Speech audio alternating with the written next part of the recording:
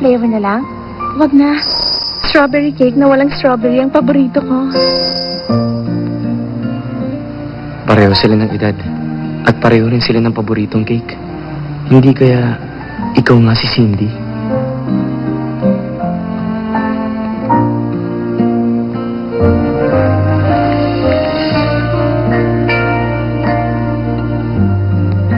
Na-aksidente si Eileen Shee noon. Si Anna ang tumupad sa pangarap niya maging Odette.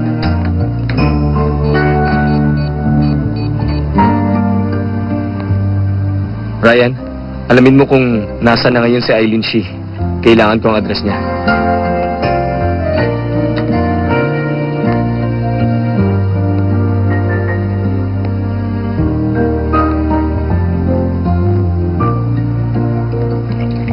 Nung nag-decide kang umalis, nagbago na ang lahat sa atin. Sorry, hindi kita pwedeng pakasalan.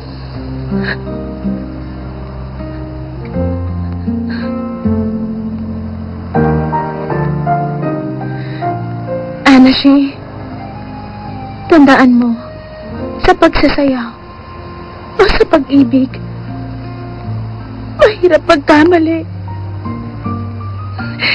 Hindi ka dapat naging masyadong kampante.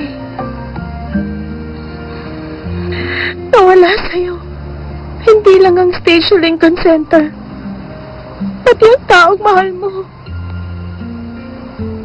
Tuluyan ang nawala sa'yo.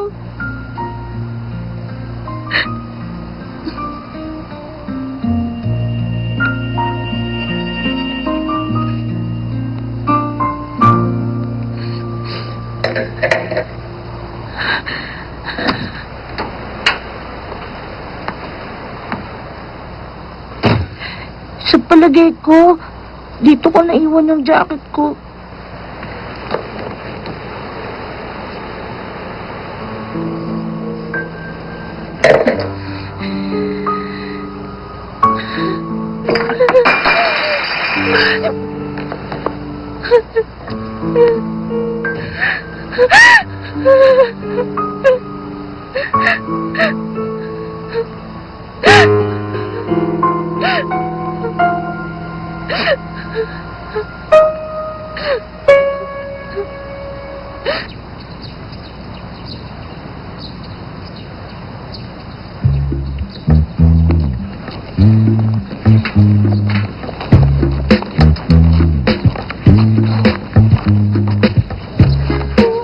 Miss Lindsay Chen.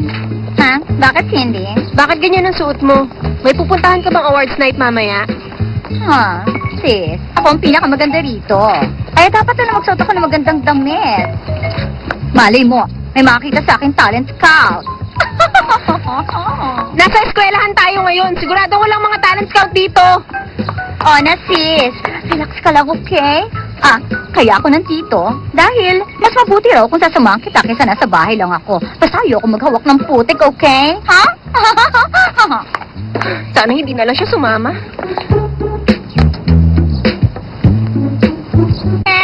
Present! Miss Maylin Lu? Present.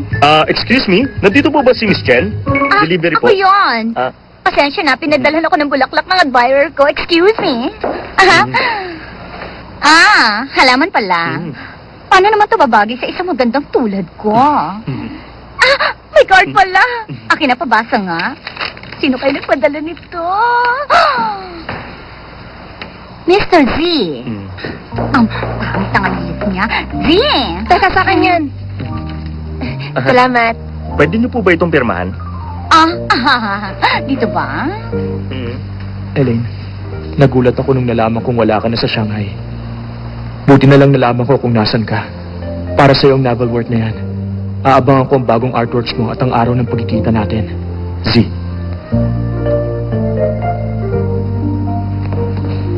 Sis, kanino galing? Sa taong bumili ng unang exhibited artwork ko. Siyang misteryoso ko. Admirer. Oh, kaya naman pala napapansin kung ayaw mo na kay Steven ngayon. Pero ka na palang bagong manliligaw. Hoy!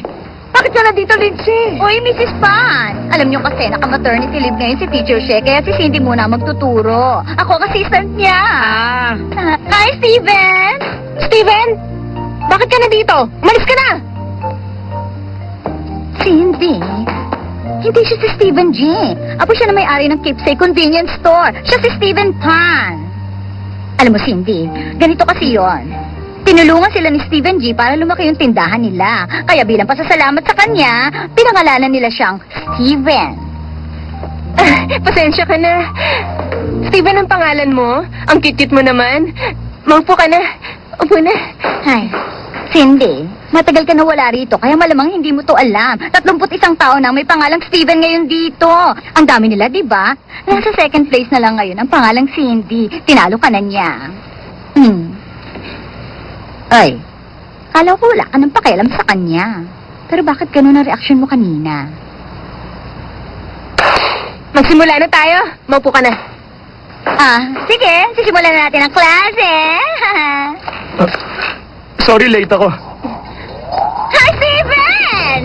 Ay, Director G! Kumusta? Kumusta kayo, ha? Okay. Salamat, ha? Ito lang. Ate Lindsay, sumama ka na rin. Oo, yan. Bakit talaga? Okay. Oh,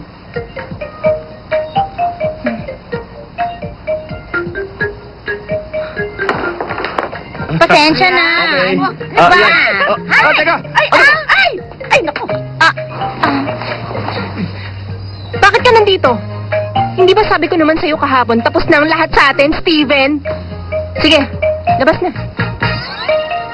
Pasensya na. Cindy G, hayaan mo ipaalala ko sa'yo. Wala pang date sa divorce agreement natin. Ibig sabihin, may relasyon pa rin tayo hanggang ngayon. Huh. Kaya, legal partner mo pa rin ako.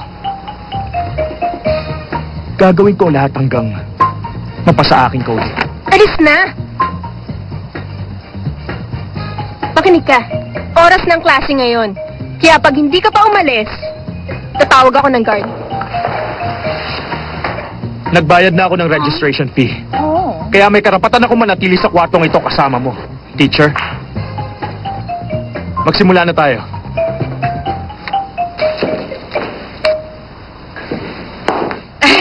Dito na lang po kayo maupo sa upuan ko. Salamat. Okay, pasensya na sa paghihintay. Director G, magsisimula na po tayo. Okay. Dali, Cindy. Magsimula ka na. Teacher, handa na ba kayo para sa klase ninyo?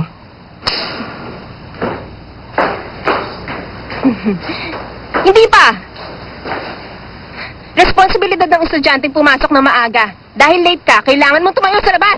Pasensya na po kayo, teacher, kung na-late ako.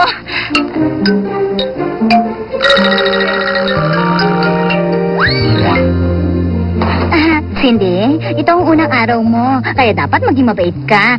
Dalit maupo ka na. Huwag na ulit kayo malilate, ha? Sisimulan na natin ang klase. Okay. Tuloy mo na.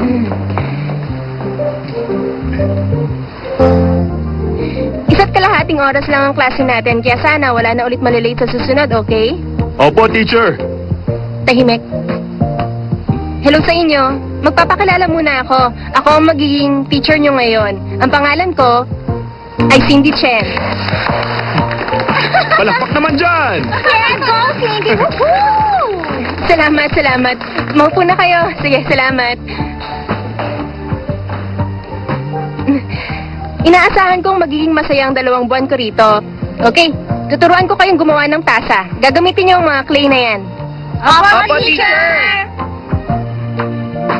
Una, kailangan niyong ihulma ng pahaba ang clay. At kailangan tanggalin niyo ang lahat ng hangin sa loob nun. Nang sa ganon, hindi mabasag ang gawa niyo pag nasa oven na.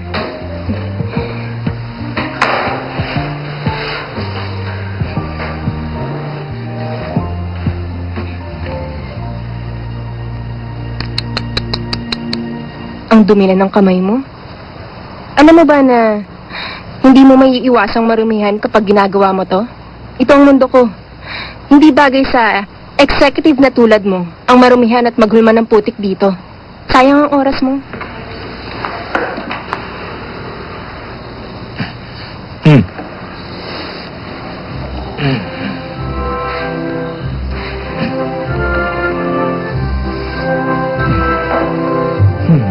Okay na ba to?